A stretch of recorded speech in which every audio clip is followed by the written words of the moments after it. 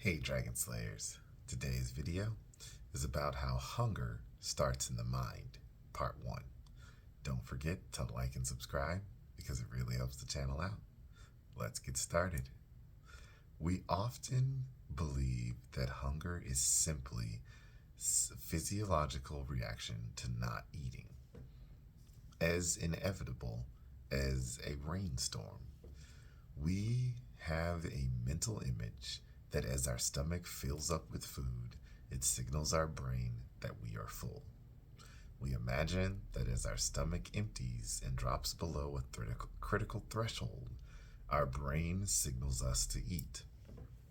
That is not the entire truth. Consider how hungry you feel first thing in the morning. Studies of circadian rhythm confirm that for most people, hunger is very low first thing in the morning, even though it has been 12 to 14 hours since the last meal. Conversely, hunger at dinner time is often very high, even though we have often eaten lunch just as a mere 6 hours ago. Hunger, obviously, is not simply a reflection of the amount of food filling our stomach. Instead, hunger is partially a learned phenomenon. Even when we don't think we're hungry, smelling a steak and hearing a sizzle may make us quite ravenous. These kinds of food-related stimuli do not need to be learned. They're innate in almost everyone. But we can also learn to become hungry during conditions that are intrinsically unrelated with food.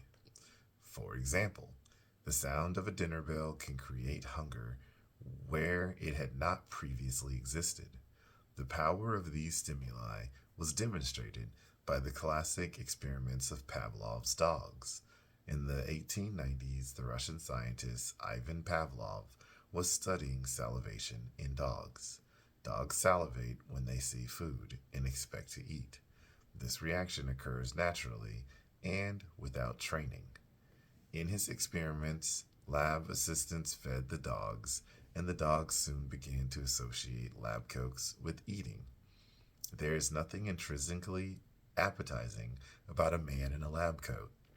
But because the dogs consistently were fed by a lab coat wearing man, the lab coat, and the food became paired in the dogs' minds.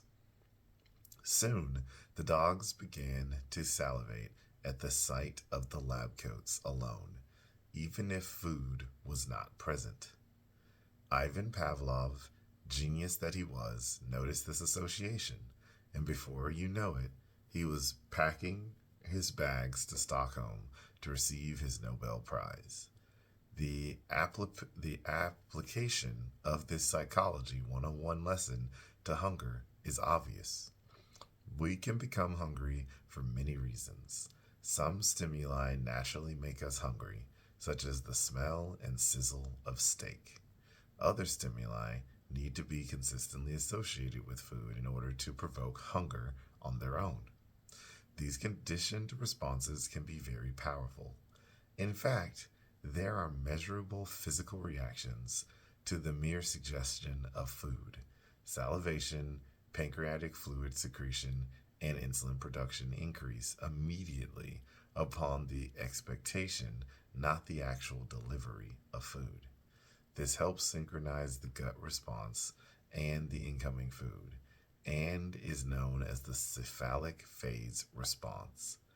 The reason great restaurants spend so much time and energy on plating food is because they understand that our enjoyment does not begin with the first bite. It begins when we see the food.